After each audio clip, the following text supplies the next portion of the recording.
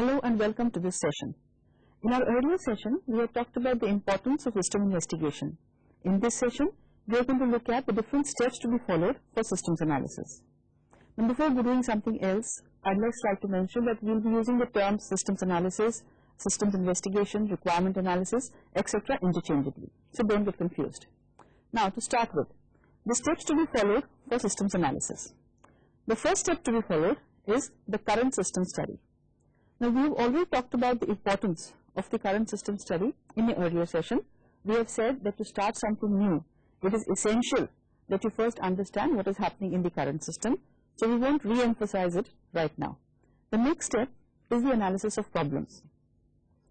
What we have to see out here is that this is a very crucial step. The crucial step is because problem analysis is a very difficult skill. The problems which are being faced by the users in the system have to be identified and analyzed very clearly.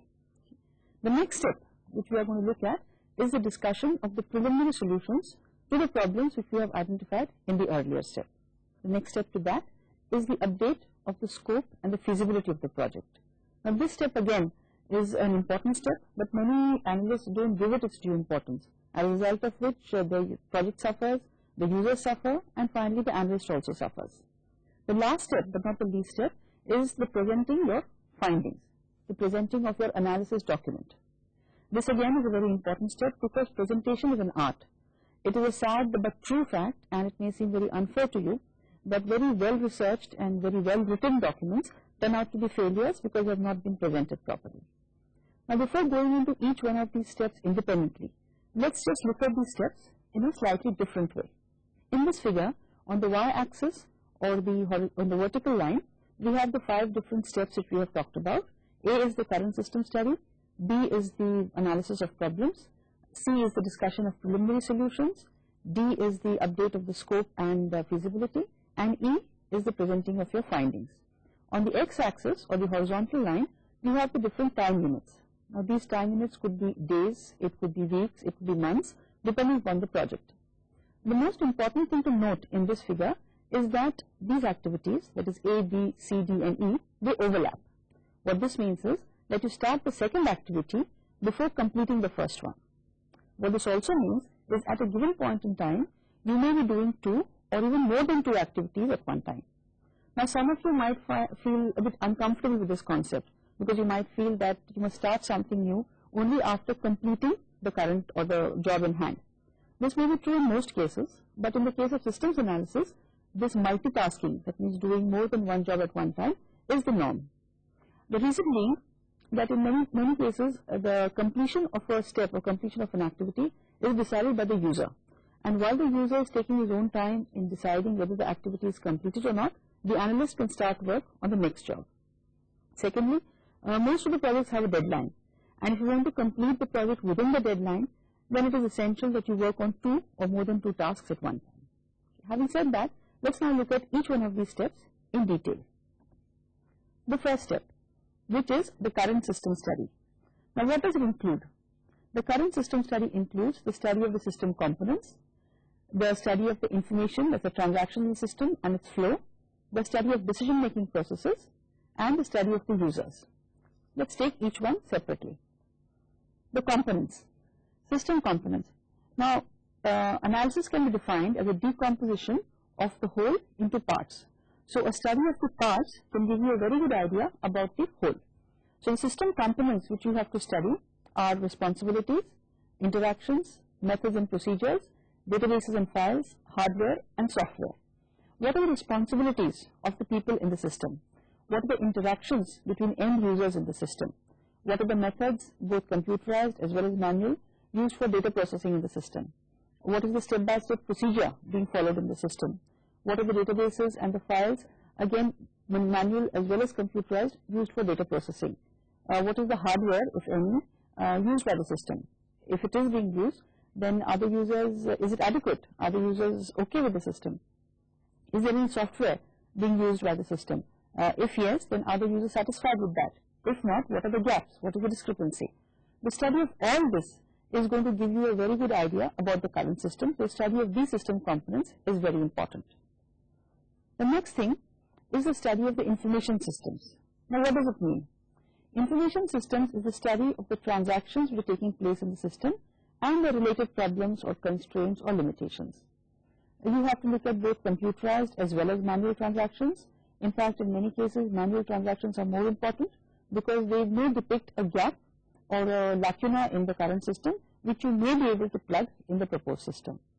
You have to look at each and every report, you have to test the effectiveness of the report, and you have to subject each piece of information to the kata test. What is this kata test? The kata test is the test to check whether the information is complete, accurate, timely and adequate. Complete. Each information unit has to be a complete unit and not a partial unit. For example, a purchase order which does not contain the name of the vendor is obviously of no use and is not a complete piece of information. Then it has to be accurate. A report which prints out say incorrect subtotals or incorrect grand totals, incorrect page totals is of no use at all. Or worse, it can lead to incorrect decisions and cause greater problems. Timely. Now this attribute is not very well understood by many people, but it is very important. Information could be accurate, it could be complete, but if it is not timely, it is useless. Let's take an example. Suppose you have a hotel chain which has a number of hotels in the country, and they allow the guest a facility to check in or to take reservations into any other hotel in the chain from any other hotel. But when guest makes a reservation, it takes 3 days for that information to reach the relevant hotel. In the meantime, that hotel would probably have underbooked or overbooked its capacity because of the lack of timely information. The last attribute is adequate. Again, it is very little known and a little important, it's a very important attribute but not given too much importance. An information unit can be complete, it can be accurate, it can be timely, but if it is not useful, if it does not satisfy its purpose, then it is useless. Let's give an example. Suppose you have a stores clerk and he is supposed to reorder his items in the store every month. The information which is given to him to help him to do that is a report which prints out the list of all the 300 items in the store together with their stock level and the reorder level. Now this information, this report would come absolutely on time, it would be completely accurate, it would be complete, but it would not be effective because to get the information he wants, the stores clerk has to go through all those 300 items and check physically and manually which are the ones which have to be reordered. A more effective or more useful report would have been an exception list which would only print out the items where the stock level is falling below the reorder level. Now we look at decision making. How are the decisions made in the system? Okay. What information is used for decision making? Now in this case you have to be a bit careful because in most cases the users use information which is not part of the reports. They have their own personal information which they jot down in a notebook or a diary or a register. They keep it in a drawer somewhere and they use that for decision making. The reports which are coming to the department are mostly filed for statutory purposes and forgotten. It is up to you to make sure that you get that information, that personal diary or notebook or register from the user and use that information as the key. The users may not like giving you that information because they may feel it's their personal information which is not part of the system, so why should they give it to you? They may feel slightly scared about the management because they feel it's an irregular practice, but you must persevere and get that information out of the users. While looking at decision making, you may also discover that there is some information which is stored all right but is apparently not being used. You have to find out why. One thing is it could be redundant, in which case it can probably be eliminated, but more important, it could be that that particular information is used as input for decision making in some other department or some other place. So you have to be very sure that you analyze each information and make sure that it is used for decision making, and if it is, store it properly. The next thing we are going to look at are the users. Now we have already talked about users in great detail in the earlier session, so this will be more of a recap. We have seen that users are most important. The bottom line is that the user's needs should be satisfied. You have to identify all the end users. We have seen that the best way to do it is to look at the organizational chart. The organizational chart must be complete, it must be accurate. An incomplete organizational chart will miss out on some end users and it will not give you the correct picture. An inaccurate organizational chart will miss out on some lines of control and it will be a wrong picture about the system's, the structure of the system. You have to also make sure that the organizational chart contains all the lower level staff, Many of them don't do that. They don't consider the service staff or the secretarial staff, but they are very important end users, so you must make sure that they are part of the chart that you are considering. Then you must also classify the end users. You can have two classifications of these. One of them, the first one, is the end user who is actually going to use your system. For example, the stores clerk who is actually going to enter the stock of the item, or the hotel clerk who is actually going to check in the guest who is coming in. The other end user, the other type of end user, is the one who is not going to use your system directly, but is definitely going to be affected by it. The best example for such a user is the finance department of any organization. Now, the finance department is not going to use the sales system or the purchase system or the materials management system, but it is definitely going to be affected by it. So you have to look at both types of users and get information from both of them, because they both will give you very valuable information. Now, this was about the current system study. The next thing we're going to look at is how to analyze problems. Let's take a small test. Think of any problem. It could be traffic jams, it could be lack of motivation in your group, and write it down. You will see that most people use the words we want to or we need to while writing down the problem. You see what will happen? You are not stating the problem, you are stating the possible solutions. It is very important that you look at the problem and not the solution. So what is a problem? A problem is an undesirable condition or a situation that prevents a system or an organization from achieving its goals. For example, if there is a delay in meeting the customer's orders, then it is a problem, because it is preventing the sales system from meeting its target or meeting its goal of customer satisfaction. So now that we know what a problem is, let's look at the differences between a problem and an opportunity. We have seen that a problem is an undesirable situation or a condition which prevents a system from achieving its goals. What is an opportunity? An opportunity is a chance to improve the system even when the system is doing perfectly well right now. The best example for opportunity is cost cutting. No matter how well a system is doing, the management always wants to improve the system by cost cutting. But you must remember out here that cost cutting is not a problem, it is an opportunity. It is very important that you get this distinction very clear in your mind, because many people, many users definitely, and quite a few analysts, they get bogged down in resolving opportunities or satisfying opportunities when they should be spending their time in solving problems. Once you have identified the problem, you have to find out the root cause of the problem.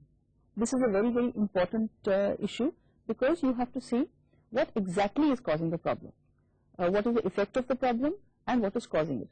The way to do it is to do causal analysis. Consider this figure. I'll start from the first step. You look at what the cause of the problem is. You see what the situation is which is causing that particular problem. Then you look at the negative effects of the problem. You ask the question then, is this negative effect also a problem? If the answer to that is yes, then you have to go right back to the first step and start the process all over again. Now, this iterative process will continue until you reach the root of the problem. Let me give you a small example to tell you what it's all about. Let's say Mr. Shukla is a senior manager in a company, and one morning he comes to the office in a very bad mood. He snaps at his secretary, he snaps at his driver, he is generally in a very bad mood. One of his colleagues, Mr. Iyer, gathers up enough courage to go and ask him, Mr. Shukla, what is the problem? He says that it's okay, I had a bad night, I didn't sleep well. Mr. Iyer goes back to his room and says, yes, I've solved this problem. Mr. Shukla's problem is a lack of sleep. But is that right? What Mr. Iyer should have done is ask the question why. Do you remember the importance we gave to the question why in the earlier session? Same thing follows here. Mr. Iyer should have asked him, why did you have a bad night? Why did you not sleep well? Then Mr. Shukla might have come back and told him that, well, I'd gone to the beach yesterday and I'd pulled a muscle in my shoulder and that was paining. Maybe I need to go to a doctor to find out what's wrong. You see what is happening here? The root cause of the root problem is not lack of sleep. The root cause of the root problem is a muscular pain or a shoulder pain. The effect of that is a lack of sleep and a bad night. So it is very important for you to go right down to the basics and find out the root of the problem. The next thing we are going to look at is the discussion of the preliminary solutions. Now, the key word out here is preliminary. We are going to look at only the possible solutions. We are not going to analyze them at all. The technique of brainstorming is very useful in such a case. Now, many people feel that brainstorming is a very unstructured and a haphazard method, but if it is done properly, if it is done in a disciplined manner, it can give a lot of good results. What you have to do in brainstorming is you have the group of people, the participants, sitting across a table and throwing up solutions or ideas to the various problems that you have. One person is designated the official recorder of these ideas. What is important, what you must remember, is that none of the ideas should be shot down. They all should be taken up, they all should be recorded, they should not be discussed or analyzed at this stage. That can be done at a later stage. So this is when you are discussing the preliminary solutions to the various problems that you have identified. The next step is the update of the scope and the feasibility. Now by this time you have a fair amount of information about the system. You have an idea about how much time is it going to take, what are the possible pitfalls or the problems that you might be facing. This is the time when the analyst has to sit back and find out whether the project is really worth doing. That is what is feasibility. So what is feasibility? It is the determination of whether or not a project is worth doing. Now how does the analyst decide that? He has 6 different criteria on the basis of which he decides whether a project is feasible or not feasible. These 6 criteria are: the first one, economic feasibility. Now are the economic risks acceptable? What the analyst has to do is to weigh the one-time development costs plus the ongoing running costs against the economic advantages which he will probably get after the new system is up and running. He has to weigh both of them and see, is it really economically worthwhile to go ahead with the project. The next thing he must check is technical feasibility. Are we technically competent to build and run the system? Do we have the technical equipment required? Do we have technically competent manpower required? He has to check all that. Management feasibility. Is the top management for the system? Or are they not too sure about it? So that is very important. The next is time feasibility. Can the project be completed in time, or is it possibly going to overrun? Legal feasibility. Does the project conflict with any of the laws of the land? Is it breaking any laws? Is it breaking any current laws, or maybe some laws which may be coming up in the near future? Social feasibility. Are the users, the ones who are actually going to be using the system, are they accepting the system? Are they willing to work on it, or are they resenting it? Once the analyst goes through all these 6 types of feasibility criteria, and once he says that yes, the project is feasible, then he decides to go ahead. The next thing to do after finding out that the project is feasible is to check what are the updates required. Now in the beginning, in the initial stages, most of the people are very ambitious. They have a very large scope. They say we want to do this, we want to do that, etc., etc. Now once you know what the exactly feasibility criteria are, you know how much time is it going to take, what are the problems, you can decide on to cut down the scope. The users may have a very ambitious wish list. You might have to tell them that, look, this is fine, but this is not going to happen, and it is a very uneconomical thing to do. You cannot use that in your wish list. In case of economic problems or economic constraints, the analyst will have to do 2 things. He will either have to prioritize, that means decide which are the critical issues and decide those are the ones which are going to be handled first, then the lesser critical issues, and then the lesser ones after that. Or if he thinks that all the issues are critical, then obviously he has to increase the time schedule and the budget of the project to make sure that everything is done at one time. Now at this stage, you have to take stock. You have to make sure, you have to understand, you have to collect all the information which you have gathered, digest it, and make sure that you define the boundaries of the project very, very clearly. Now this is a very important and very crucial point, because that is where most projects get into bad weather later on. It is essential that the user is taken into confidence. The user must be fully aware of what the system will do, and more important, what the system will not do. He should be told this is the boundary, these are the limits, anything outside that is not part of the system. Let me give an example. We were developing a system for a hotel. Now that hotel already had a system running, it had become outdated, so they wanted a new system. When we did the analysis, when we prepared the analysis document, we didn't bother, or we forgot to mention who is going to convert the data from the old system to the new system. We thought that since the hotel had a competent computer department and they were conversant with the old system, they would do it. Whereas the hotel thought that since we are the consultants who have been hired for this particular project, everything would be our responsibility and we would do it. Luckily for us, this communication gap was resolved fairly early in the project. Otherwise, at a later stage, it would have caused a lot of problems. So it is important that there is no communication gap between the user and the analyst. The last step which we have to look at is the presenting of your findings in the analysis document. Now the analysis document can be one huge thick volume, which contains everything about the system, every single point that you have studied. It is a thick volume and it is of no use because the user is not going to be reading it at all. He is going to get tired of it. The other alternative is you prepare a slim cryptic document. It just lists out in point form what you have studied. That again is of no use because the user will not understand anything even when he reads it. So you have to have a proper balance between verbosity and being cryptic. You have to draw a fine line and see exactly where you are going to position your document. What should the document contain? The first thing document should contain is an introduction. The introduction should tell you what is the purpose of the document, what is the structure, what are the chapters, what does each chapter contain, what is the background of the project. The next section is the executive summary. Now this is a very important section and you should spend as much as time as possible to make it absolutely right.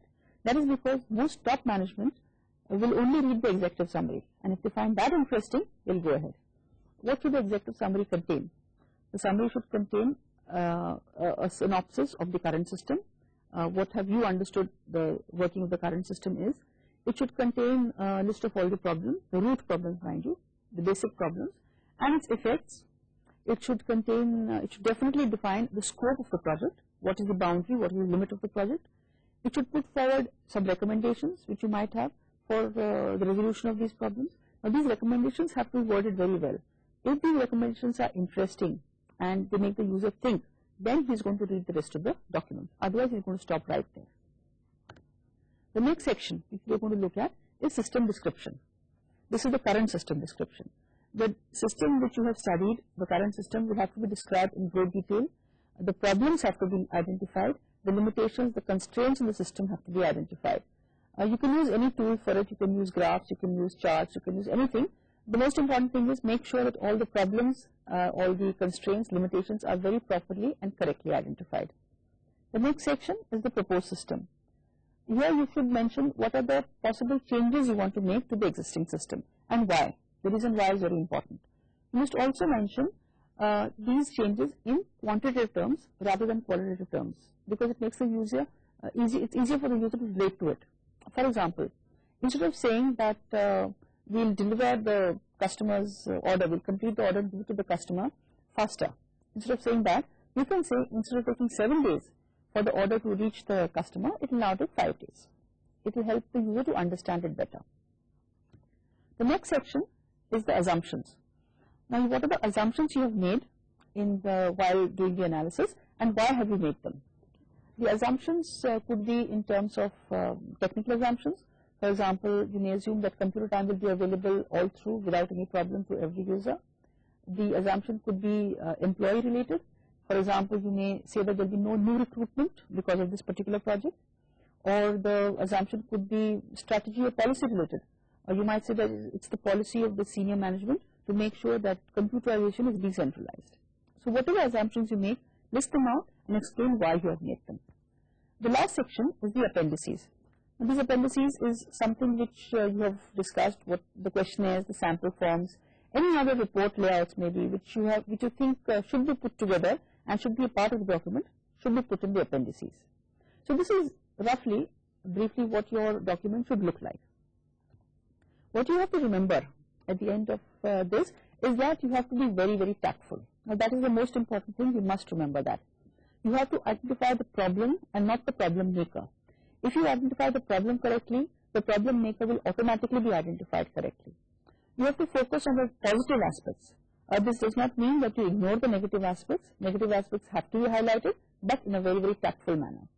See, what you have to remember here, and what is the most important thing, is that this particular document is a starting point for further analysis.